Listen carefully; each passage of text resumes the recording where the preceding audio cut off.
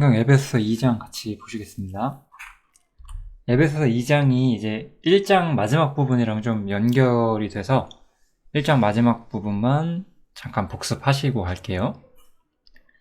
이제 우리 1장 마지막 부분에 이제 그의 힘의 강력으로 역사하심을 따라 믿는 우리에게 베푸신 능력에 지극히 크심이 어떤 것을 알게 하기를 구하노라, 이렇게 말했었죠. 이 능력이 먼저, 이 능력을 너희가 알기를 바랬다고 성경은 말을 하고 있고, 이 능력이 먼저 그리스도 안에서 역사하사야, 이렇게 나오고 있어요. 그래서 그리스도 안에서 역사했던 이 능력이 이제 그리스도 안에 있는 우리에게도, 우리가 이제 그리스도 안에 있잖아요. 그래서 그리스도 안에 있는 그리스도인들, 성도들에게도 같은 능력이 임한다는 이야기로 이제 에베소서 2장이 시작이 됩니다. 한번 2장 이야기 본격적으로 해볼게요. 에베소서 2장에서 사람은 어떻게 묘사가 되어 있느냐, 전적으로 실패한 상태로서 있다라고 좀 표현을 하고 있어요. 우리가 예를 들어서 로마서를 보면, 로마서에서 사람은 죄인이고 의의가 없는 상태, 이렇게 묘사가 되죠. 하나님 앞에 책임은 있지만 책임을 다할 수 없는 그러한 상태에 있다, 이렇게 묘사가 되고 있어요. 에베소서에서는 그런 측면에서 시작하지 않고 사람이 전적으로 죽어있는 상태, 하나님 앞에서 생명이 없는 상태, 완전히 타락한 상태, 이렇게 표현이 되어 있죠. 그래서 너희의 허물과 죄로 죽었던 너희를 살리셨도다 라고 말하면서 허물과 죄로 죽었었던 상태다라고 말하죠. 하나님 앞에서 우린 이미 죽어있는 상태였어요. 이렇게 죽어있는 상태에서 우리는 이 세상의 풍속을 쫓았고 공중의 권세 잡은 자인 사단이겠죠, 이게. 사단 아래에서 종로를 타고 있었어요. 그래서 에베소서에서는 사람이 영적으로 죽어있는 상태다라고 묘사를 하고 있고요. 그래서 이런 상태에서 사단의 어떤 노예 상태라고 이야기를 하고 있죠. 사람이 이렇게 된 이유는 뭘까요? 사람이 이렇게 된 이유는 바로 아담에게 속해 있기 때문이거든요. 그래서 이렇게 사람의 근원을 묻는 것이 바로 에베소서에서 죄인을 다루는 방식이에요. 사람이 이런 상태이기 때문에, 우리가 로마서에서는 죄인이기 때문에, 의의가 없기 때문에 이 용서를 받고 의롭다함을 받는 문제가 제시가 됐었어요. 그렇죠? 이게 로마서 이야기죠. 그런데 에베소서에서는 영적으로 죽어있고 사단의 노예 상태이기 때문에 사람에게 필요한 것은 새롭게 태어나는 거예요. 이렇게 영적으로 죽어있는 상태에서 하나님 앞에 새롭게 태어나는 것이 이제 문제가 된다, 이렇게 좀 생각을 해주시면 좀 로마서와 에베소서의 어떤 죄인을 보는 관점 차이, 이런 부분도 좀 생각을 하실 수가 있을 겁니다. 근데 이제 이 부분이, 여기 너희라고 아까 표현을 하잖아요. 이 너희가 엄밀하게 말하면 이방인들이거든요. 문맥을 보면. 그러니까 이방인인 너희들도 죄로 죽어 있었고, 이제 우리들, 유대인들도 다를 거 없다는 거죠. 우리도 율법이 있었지만 우리 육체의 욕심을 따라 살았고, 육체와 마음에 원하는 것을 하면서 다른 이들과 같이, 이방인들이겠죠? 이방인들과 같이 똑같이 진노의 자녀였다라고 표현을 하는 거예요. 이 부분에 대해서 조금 이따가 다른 말씀 먼저 드리고 나서 다시 한번 정리를 해드릴게요. 그래서 이제 그 다음 구절을 이어서 보면, 사람이 지금 이런 상태잖아요. 이렇게 허물과 죄로 죽어있는 상태고 본질상 진노의 자녀인 상태인데, 사람이 근본적으로 문제가 있다라고 출발을 하잖아요. 사람은 근본적으로 문제가 있어요. 진노의 자녀고 죄로 인해 죽어있는 상태의 문제 있는 거죠. 그래서 하나님께서는 이제 이 문제를 해결하실 거예요. 그러면 이 해결하실 건데, 이 해결하는 데는 여러 가지가 필요해요. 우리가 좀 세 가지를 좀 제가 들어볼게요. 첫 번째는 동기죠. 해결하실지 안 할지 그 동기가 있어야 되잖아요. 내가 이 문제를 해결해야 되겠다. 동기가 있어야 되는 거고,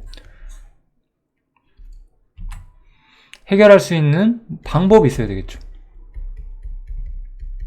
방법은 이제 방법을 생각해낼 수 있는 어떤 지혜까지 포함될 수 있다고 생각을 할게요. 그 다음에 이러한 방법과 지혜를 실행할 수 있는 능력이 필요하다고 우리가 볼 수가 있을 거예요. 그럼 이 세 개 중에 가장 스타트는 항상 이거죠. 근원이죠, 근원. 동기.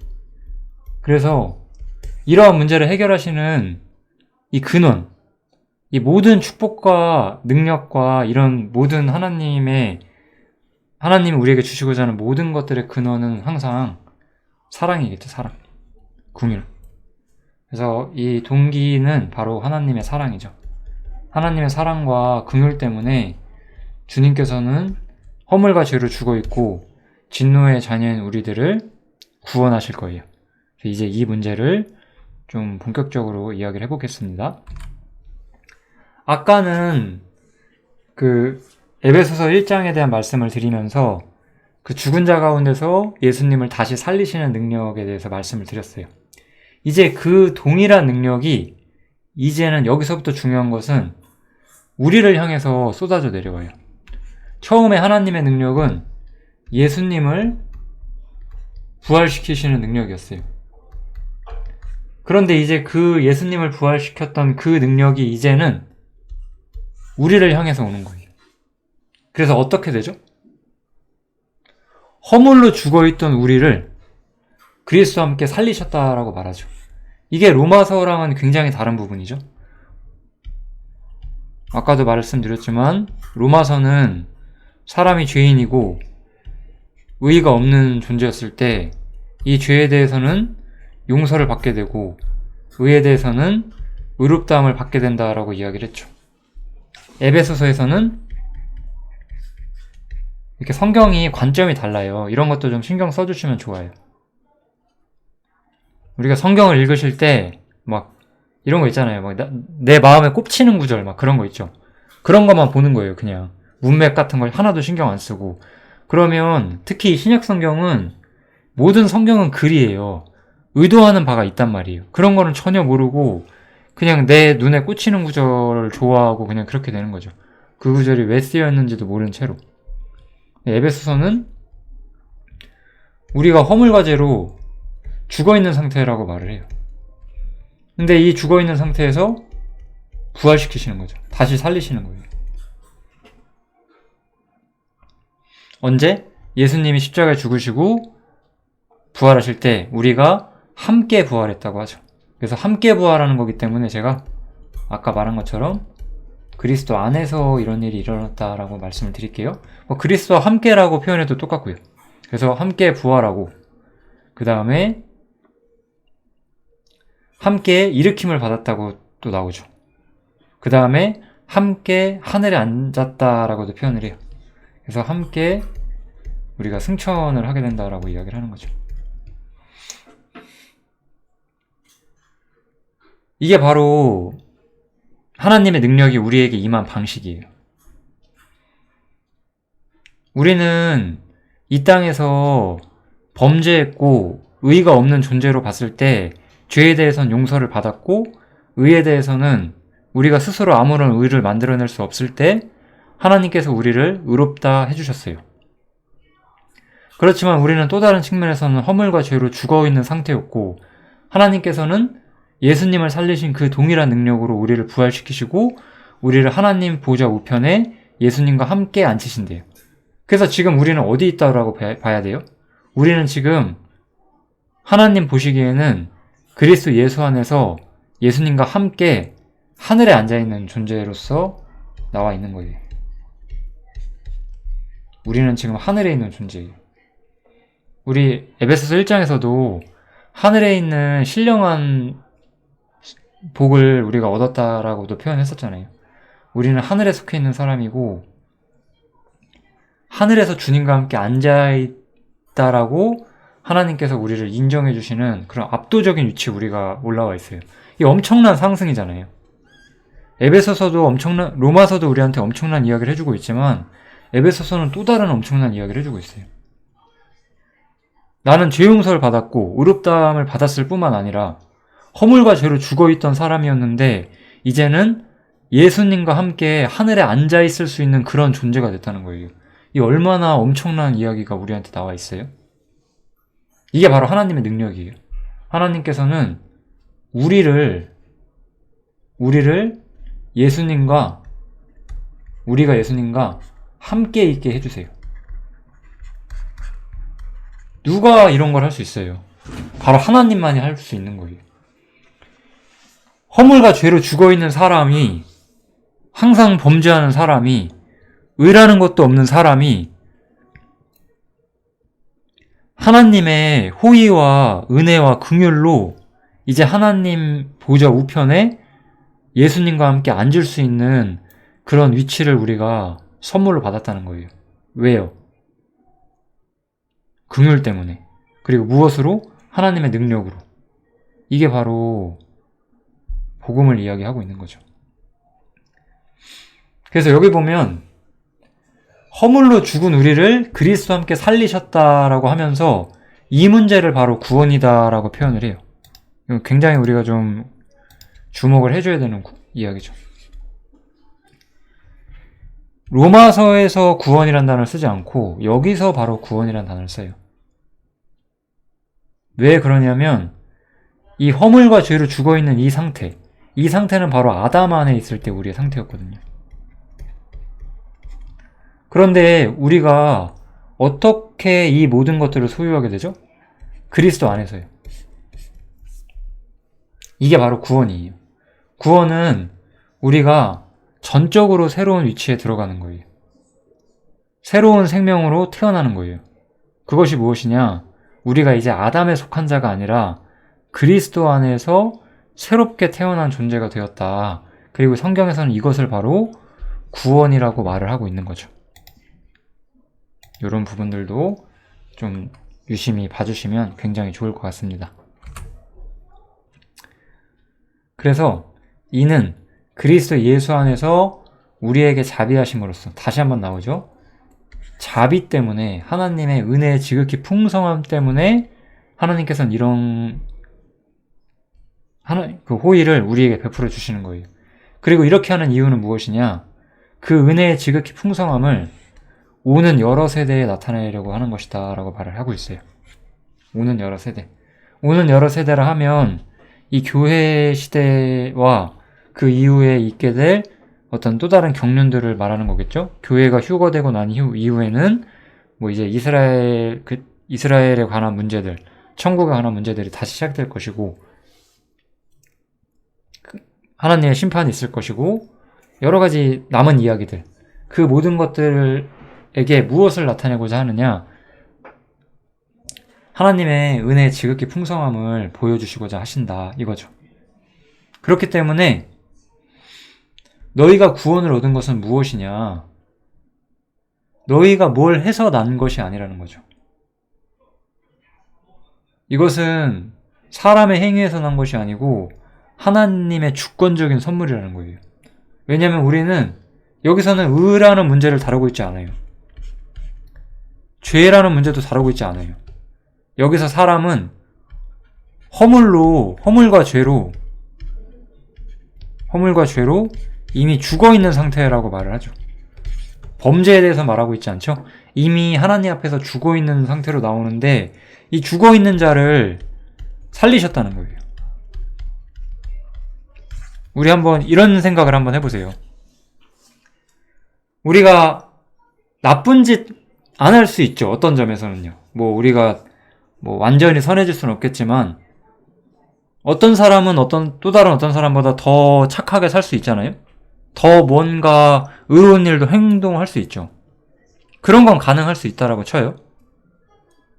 그런데 에베소서는 어떤 얘기를 하고 있냐면 죽은 자를 살릴 수 있는 사람이 있나요? 이렇게 엄청난 이야기를 하는 거예요. 복음을 인간이 못하는 주제를 다루면서 복음을 이야기를 하는 거예요.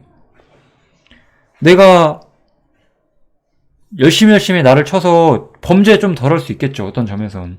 하나님 앞에 뭔가 드려보려고 하고 뭔가 드려볼 수 있겠죠. 뭐 그걸 받든 안 받든지 그런 건 나중에 한다고 하더라도. 그렇지만 중요한 것은 정말 죽은 자를 살릴 수 있냐고요. 나사로가 죽어서 무덤에 있었는데 예수님 외에 누가 그를 살릴 수 있겠냐는 거예요. 이게 구원이란 말이죠. 그래서 사람의 행위로는 아무것도 할 수가 없어요. 이 구원은 하나님의 전적인 선물이고, 구원이란 것은 허물과 죄로 죽어있는 우리가 그리스도 안에서 살아나고 하나님 앞에 새롭게 태어난 존재로서 우리가 묘사가 되는 거예요. 그래서 성경에선 이걸 무엇라고 하냐? 우리는 그의 만드신 바다라고 말하죠. 새롭게 창조된 피조물이라고 생각을 해주시면 돼요. 그래서 우리는 그리스도 예수 안에서 선한 일을 위하여 지으심을 받은 자예요. 이것은 새롭게 지어졌다는 의미가 강해요. 그러니까 구원받아서 이제 난 이런 거니까 이렇게 살아야지? 이런 게 아니에요. 죄인이 용서를 받았고 이제 뭐 의롭게 살아보자 이런 방식으로 이야기를 하지 않고 있어요. 여기서 사람은 죽어있는 상태고, 에베소서는 이 죽어있는 사람이 하나님의 능력으로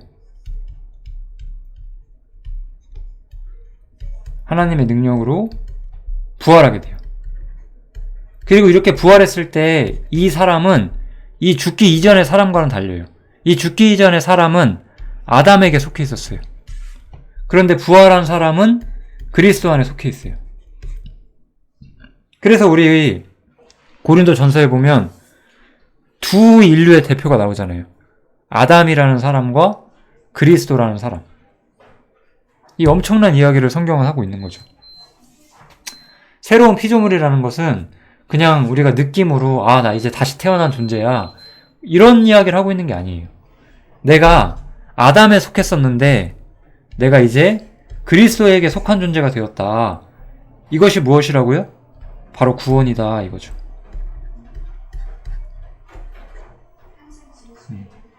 우리는 너무 구원을 단순하게 생각하는 경향이 있어요. 내가 죄 용서 받아서 이제 심판 안 받는다, 이런 거 아니에요.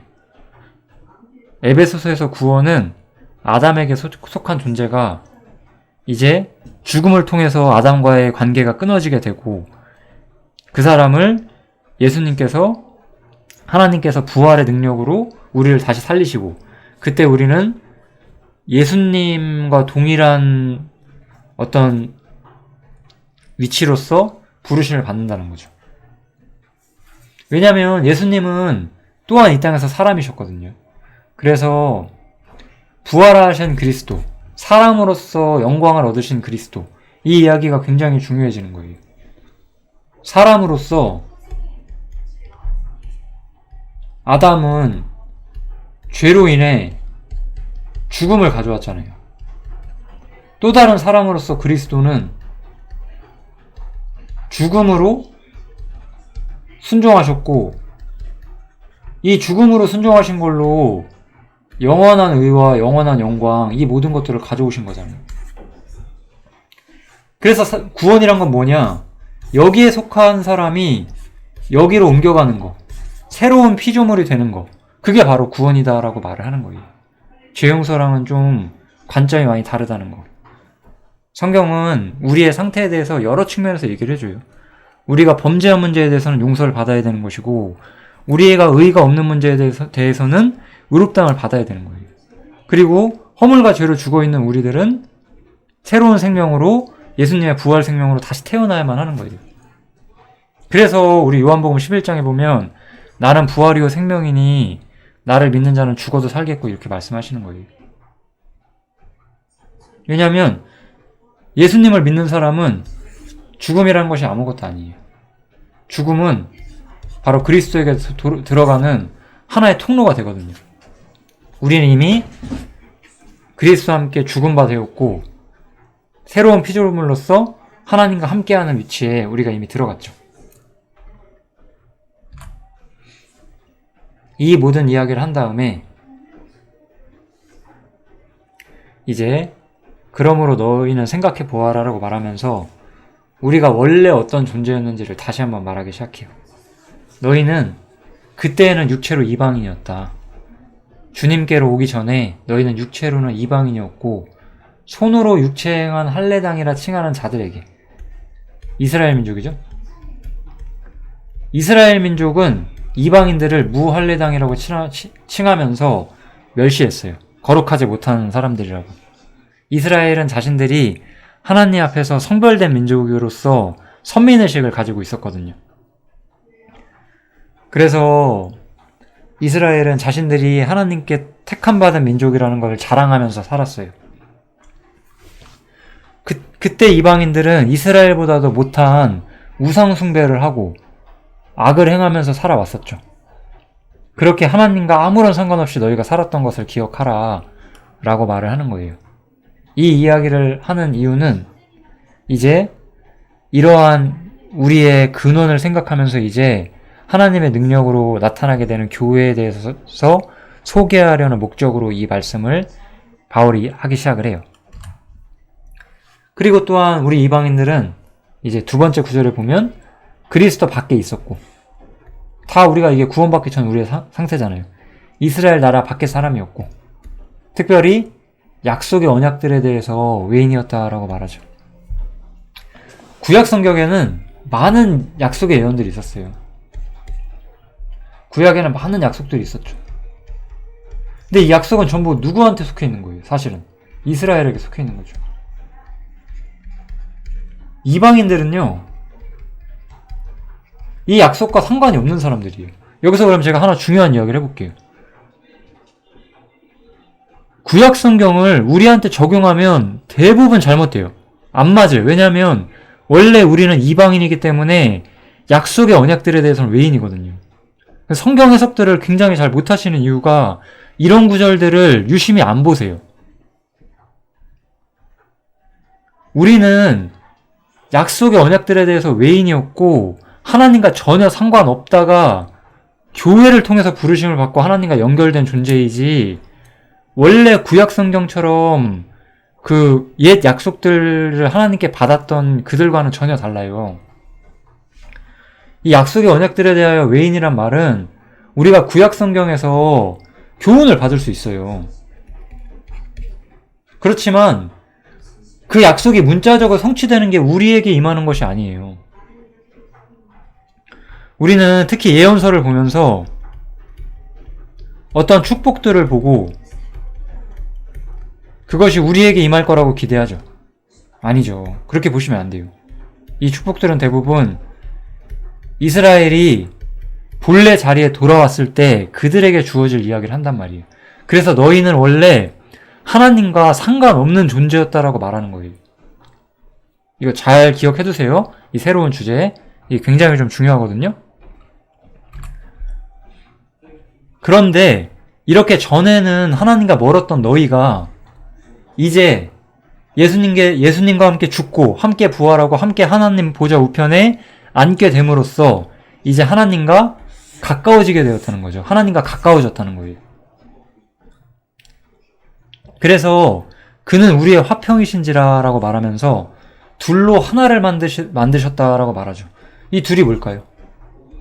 이 둘은 유대인과 이방인이에요. 아까 우리가 계속 보는 것처럼. 유대인은 하나님께 성별받은 민족이었지만 실패했고, 이방인은 원래 외인이었고 원래 죽은 자였어요. 이 둘 다 사실상 실패한 상태에 있었어요. 근데 이제 주님께서는 그리스도의 피로 둘을 하나로 만드신다는 거예요.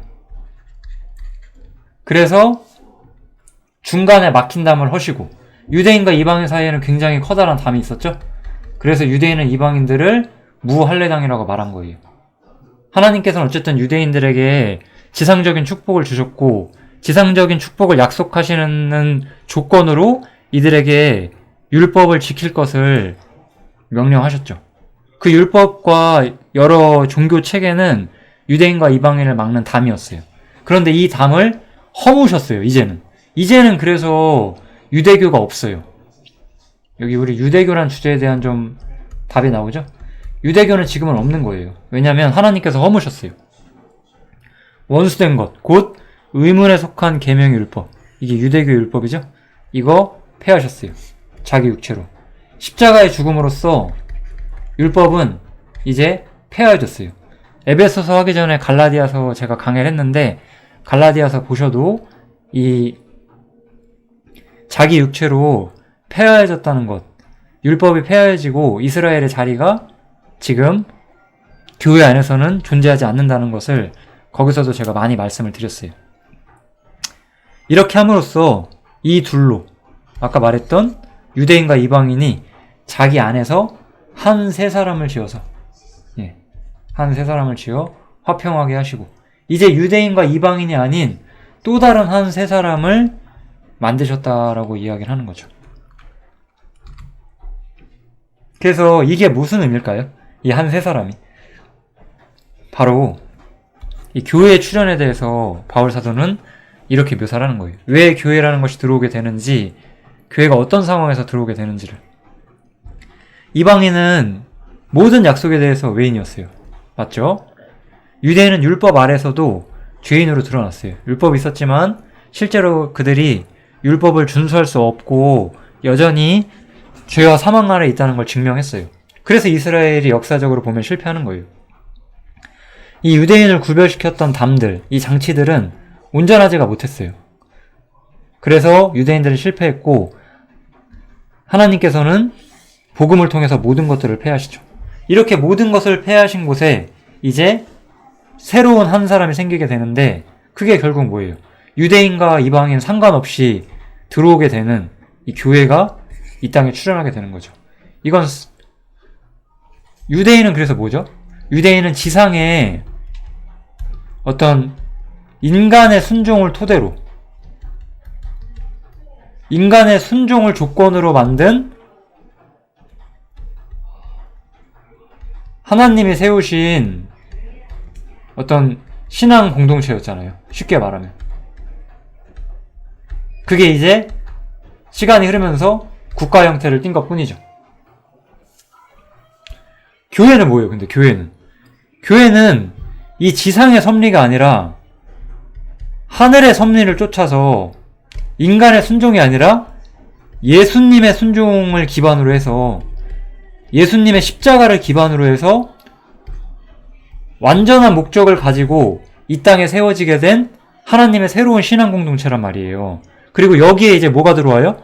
과거에 유대인이었던 사람도 이방인이었던 사람도 둘 다 똑같이 예수님을 믿음으로써 이 교회에 들어오게 된다는 거예요. 그래서 여기서 바울 사도가 너희의 본래 위치를 생각하고 유대인과 이방인에 대한 충분한 설명 이후에 담이 허물어지고 새 사람이 온다라고 말하는 거죠. 그래서 성령 안에서 우리 모두가 하나가 돼요. 십자가로 이 둘을 다시 한번 나오죠. 유대인과 이방인 이 둘을 한 몸으로 만드셨다라고 나오죠. 그래서 여기서는 교회가 한 몸이 돼야 된다는 원리를 어느 정도 암시를 해주고 있어요. 그래서 하나님과 화목하게 하심이라. 이제 교회는 사실상 우리 이 둘, 유대인과 이방인은 전부 하나님과 원수됐었어요. 실제로 전혀 화목하지 않았어요. 그렇죠? 그렇지만 이제 한 몸이 돼서 교회는 그 입장이 하나님과 화목을 이룬 위치에 들어와 있죠. 원수되었던 것, 율법이었죠?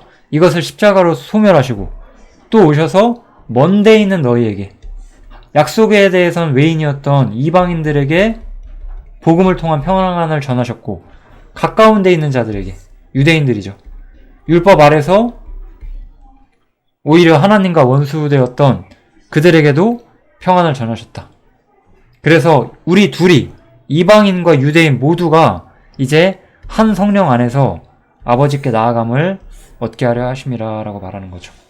복음을 통해서 이제 우리는 모두 한 성령 안으로 들어왔고 이제 유대인과 이방인의 구분은 없어요. 지금은 이제 단지 예수님을 중심으로 해서 예수님을 통해 오는 십자가를 통해 오는 모든 축복을 받게 되는 이제 하나의 교회가 하나님의 그 영원하신 목적 안에 지상에 출현하게 된다는 거예요. 엄청난 이야기를 하고 있지 않나요? 에베소서가 없다면 이러한 교회의 비밀은 세상에 이루어질 수 없었던 거예요. 바울 사도가 이 에베소서를 하나님의 뜻 가운데 우리에게 남겨줬고 우리는 이제 이 에베소서를 보고 교회의 비밀을 이렇게 배울 수 있는 거예요. 아, 교회가 이래서 생기는 거였구나. 이런 걸 배울 수가 있는 거죠. 그럼 이제 교회는 뭐냐는 거예요. 교회는 외인이 아니에요. 이방인처럼 외인도 아니었고 잠시 들어오는 손님도 아니에요. 오직 성도들과 동일한 시민이요. 사실 이것은 구약 성도 중에서 정말 하나님을 믿었던 사람들과 어떤 동일한 입장을 가지게 됐다는 그런 말을 하는 것도 있겠지만 더 높은 이야기, 하나님의 권속이라고 말하죠. 권속은 가족이에요. 여러분들 이 말씀이 얼마나 귀중한 말씀인지 아실 수 있겠어요? 우리 한번 다윗과 다니엘과 이사야라는 정말 위대한 우리의 선배들, 믿음의 선배들을 이야기를 해볼게요. 이들은 성도예요. 그렇죠? 이 사람들은 성도고 하나님의 백성이고 하나님의 백성 중에서도 사실 높은 위치를 가지고 있는 어떤 정말 높은 분들이죠. 그죠? 그렇지만 교회는 예수와 교회는 가족이에요. 이거는 전혀 다른 거예요. 우리 한번 이런 얘기 한번 해보시면 좋을 것 같거든요. 예수님이 왕이라고 생각을 해보세요. 혹은 하나님이 왕이라고 생각을 해보세요. 이 사람들은 뭐 우리나라로 치면은 뭐 장관 뭐 이런 사람들이에요. 요즘에는 사실 그 대통령의 가족이 뭐 대단한 게 아니기 때문에 뭐 예를 들어서 옛날 조선시대라고 생각을 해보세요. 그럼 이 사람들이 이제 뭐 판서더라고 했죠? 뭐 옛날에 뭐 병조판서 뭐 이런 거 있잖아요. 뭐 판서, 뭐 정승, 영의정, 좌의정 뭐 이런 거 있잖아요. 이 사람들은 하나님의 그 어떤 장자들의 총회에 속하는 사람들이죠. 그렇지만 교회는 가족이에요. 가족. 이 얼마나 가깝고 얼마나 사랑스럽고 얼마나 주님 곁에 있는 단어인지 한번 생각을 해보세요. 우리는 다윗과 다니엘과 이사야의 믿음을 본받아야 되겠지만 교회라는 거는 원래 근본적으로 우리가 저들보다 뭐 나은 게 있기 때문이 아니라 주님의 그 한없는 은혜 때문에 그저 그냥 가족이라는 위치가 우리들에게 주어진다는 거예요. 주님께서는 이 엄청난 은혜를 앞으로 오는 모든 세대에게 보여주시기 위해서 이 구원을 보여주신다. 아까 우리가 그 말씀 봤죠? 그런 거예요. 이들도 우리의 위치를 보고 하나님을 찬송하게 될 거예요. 주님의 위대한 은혜로 저들이 하나님의 가족이 되었다. 이렇게요. 이게 바로 교회의 출발선이에요. 우리가 얼마나 복된 위치에 속했는지를 아는 것, 복음을 통해서 우리가 어떤 자리에 들어오게 되었는지를 우리가 올바로 아는 것, 여기서부터 우리의 신앙이 출발하는 거예요. 항상. 이렇게 그래서 마침내 교회라는 것이 우리의 눈앞에 등장하기 시작해요. 그래서 이제 교회는 이 마침내 드러났다는 표현을 쓴 것은 아까 구약 성도들 있었잖아요. 구약 시대는 교회가 없었어요. 왜냐하면 이때는 아직 예수님께서 영광을 받으시기 전이었기 때문에. 요한복음 7장에 보면 예수께서 영광을 받으시기 전이라 성령이 임하지 않았다라고 분명히 말을 하고 있어요. 이제 예수님께서 십자가에 죽으시고 부활하신 이후에 사도들과 선지자들, 이 신약시대의 선지자들이 있었어요. 이거는 이제 우리에게 알려지지 않은 그 올바른 어떤 그 일꾼들을 보신다고 생각하면 될 것 같아요. 구약에 있는 선지자들을 뜻하는 게 아니에요. 그래서 이 초대교회 일꾼들을 통해서, 그래서 여기서 이제 제가 에베소서 4장에서 더 자세히 이야기할 건데, 이 사람들은 교회에 속하기도 했지만 이 지상의 교회라는 것이 나타나기 시작할 때 교회의 기초를 쌓은 사람들이에요. 특히 바울사도. 바울사도는 교회의 기초를 쌓은 사람이고, 교회가 무엇인지를 이 성도들과 세상에 소개하는 역할을 맡은 사람이죠. 그래서 이 사람들 위해 세우심을 받게 돼요. 그리고 이들은 어떤 건축을 돕는 일을 했지만 모든 기초는 뭐죠? 예수님이죠. 예수님이 친히 모퉁이 돌이 되시는 거죠. 예수님이 십자가로 모퉁이 돌이 되셔서 이렇게 교회가 세워지게 되고, 이 모퉁이 돌이 된 예수님에게로 사람을 초청하는 일을 바로 초대교회 사도와 선지자들이 했죠. 지금은 사도와 선지자가 없어요. 당연한 얘기지만.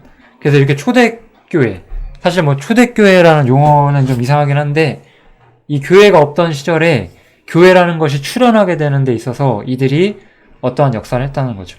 그리고 아까 제가 말했던 것처럼 이제 유대인이 가졌던 분리의 벽은 소용이 없었어요. 이제 완전하신 그리스도를 토대로 새롭게 세워지는 이 신앙 공동체가 생기게 돼요. 그게 뭐다? 바로 교회다라고 성경은 제시를 하고 있는 거예요. 교회는 여러분들이 생각하는 것처럼 그냥 뭐 구원받은 사람 몇 명이 모이면 교회가 된다든지, 뭐 그냥 교회당 세워놓고 하나님 예배한다고 모이면 교회가 되는 그런 게 아니에요. 교회는 하나님의 신적인 원리에 의해서 이 땅에 처음 출현했고 그때부터 지금까지 존재하고 있는 것이지, 누군가 새롭게 세우거나 없애고 그런 것이 아니라는 거예요. 이게 바로 하나님이 세우시는 신앙 공동체의 원리다. 이렇게 이해를 해주시면 되겠습니다. 이제 에베소서 2장 이야기를 하면서 점점 교회의 윤곽이 나타나기 시작을 했어요. 이렇게 처음에 예수님과 이 예수님의 사역자들이었던 사도와 선지자들을 통해서 이제 교회의 기초가 놓이게 됐어요.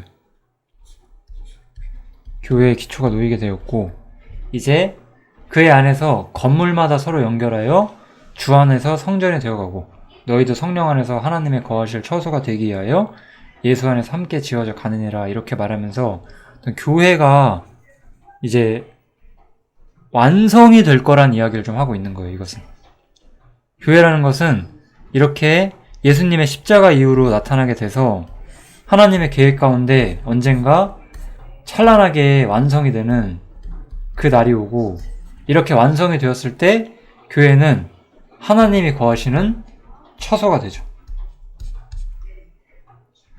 그래서 이렇게 예수 안에서 함께 지어져 가죠.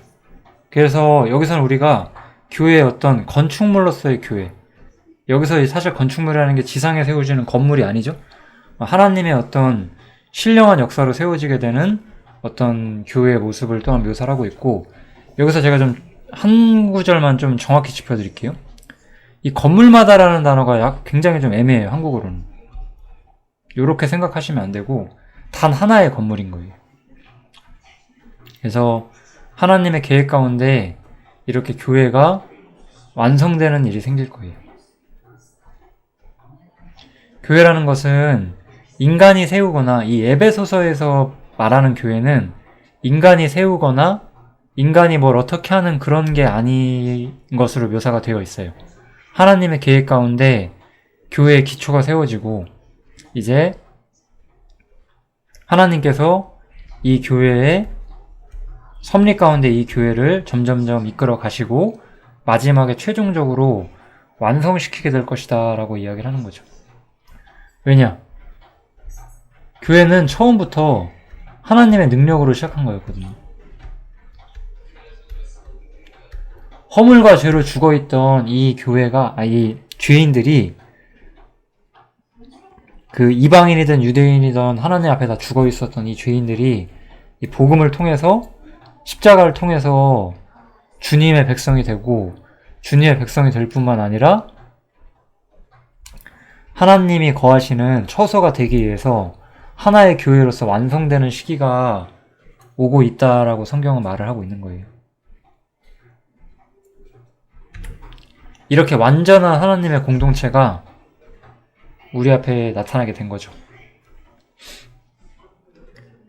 교회라는 것은 이러한 원칙을 가지고 시작했다는 것을 좀 말씀드리고 싶고, 우리가 이렇게 교회의 근간과 뿌리를 잘 이해하고 있어야 실제로 우리가 그럼 교회에서 무슨 일을 해야 하고 교회는 어떤 것이 실천적으로 되어야 하는지를 계속해서 생각해 볼 수가 있습니다.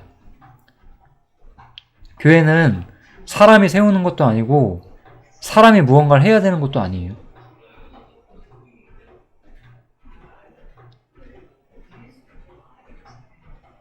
너무나 많은 이야기를 막 드리고 싶은 마음이 막 떠오르는데 지금 제가 일부러 좀 참고 있네요. 다른 데서 해야 될 이야기를 지금 해버리지 않으려고 다른 성경 공부를 할 때 그때그때 말씀을 드릴게요. 지금 제 머릿속에 말해야 하는 모든 것들을 지금 여기서 다 말하지 않도록 하겠습니다. 아무튼 이렇게 여기서 교회는 하나님의 권위로 세워지는 이야기를 하고 있고, 그런 점에서 고린도전서랑은 매우 다르다라고 좀 생각을 하시면 될 것 같아요. 이 고린도전서 3장을 좀 참고를 해주시고요.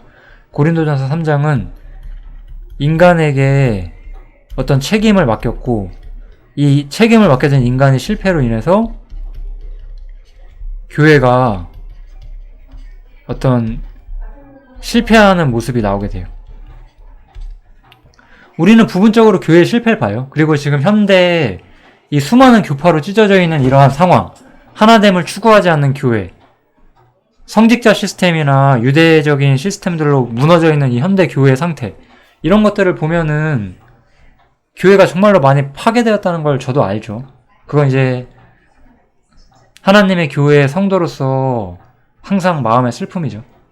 제가 어떻게 고칠 수는 없는 문제긴 하지만 그래도 교회니까요.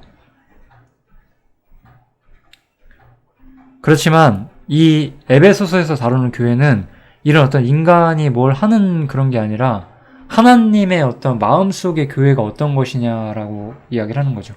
복음을 통해서 출발해서 하나님이 이 2000년 역사가 흐르면서 모아오셨고 완성시켜 가시고 계시다라고 나타나고 있는 거죠. 아무튼 에베소서 2장에 나오는 교회의 모습은 여기까지만 말씀을 드리겠습니다. 이 3장, 4장 계속 가면서 좀 더 구체적으로 선명하게 하나씩 드러나기 때문에 계속해서 말씀 이어가도록 하겠습니다. 감사합니다.